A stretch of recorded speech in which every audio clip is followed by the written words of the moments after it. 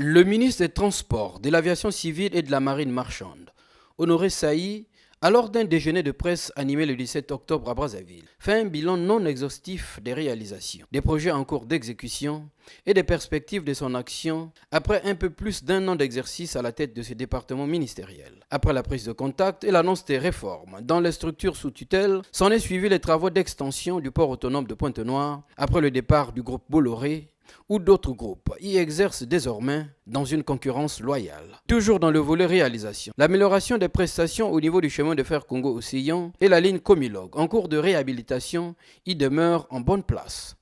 Nous avons commencé par faire l'état des lieux. État des lieux au cours duquel des instructions fermes ont été données aux structures sous tutelle, notamment le diagnostic de fonctionnement ou de dysfonctionnement, les règles pour pouvoir corriger les dysfonctionnements, le temps, les moyens et le comité de suivi de tous les engagements que nous aurons pris à l'occasion de tout ce que nous aurons décelé. Nous avons par la suite alors mis le pied à l'étrier, département par département. Nous avons travaillé avec la direction du port autonome de Pointe-Noire. Notamment après le départ de Bolloré, nous avons signé avec le groupe MSC qui non seulement continue ce que Bolloré a fait, mais s'est engagé à faire des extensions pour lesquelles un MOU et un engagement venaient d'être signés. Nous avons travaillé toujours pour le compte du port de Pointe-Noire et nous continuons à le faire avec le groupe turc qui lui aussi veut faire des développements au niveau du port de Pointe-Noire et notamment aussi avec le groupe d'Abu Dhabi Port qui eux vont aussi faire des développements. En matière ferroviaire, j'espère que nous avons fait ce qu'il y a 10 ans, on n'y croyait pas. Il y avait des trains marchandises, mais au moins le train Gazelle, nous avons réussi à le faire circuler au moins une fois par semaine en aller et retour. La voie Comilog n'avait plus connu le moindre travail. Cette voie est en train d'être reprise. Au niveau des aéroports, outre Maya Maya à Brazzaville et Agostino Neto à Pointe-Noire, des efforts sont en cours pour rendre opérationnels certains aéroports secondaires à l'intérieur du pays.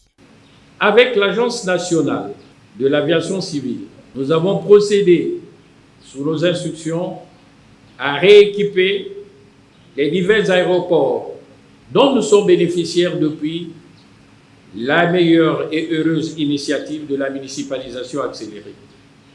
Aujourd'hui, certains aéroports qui n'étaient pas éclairés vont connaître un début et c'est un programme multi-annuel. Le ministre Honoré Saï a en outre déploré les prix exorbitants des billets de certaines sociétés aériennes pour la destination Congo.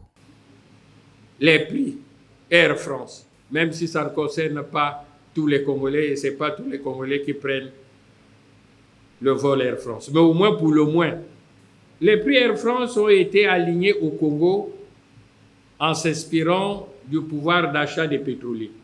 C'est le reflet. Les grands passagers sont des pétroliers et ils sont fixés comme tels. Le prix Air Congo aussi, c'est le monopole d'exploitation de la ligne Brazzaville-Paris. Je nous regarde. Il n'y a pas une compagnie qui exerce une concurrence. À l'époque, on avait les Sabena, on avait les Lufthansa, on avait les billets AVBC. Et même avec Eker Congo, même si on subventionnait quelques billets, les billets avaient baissé.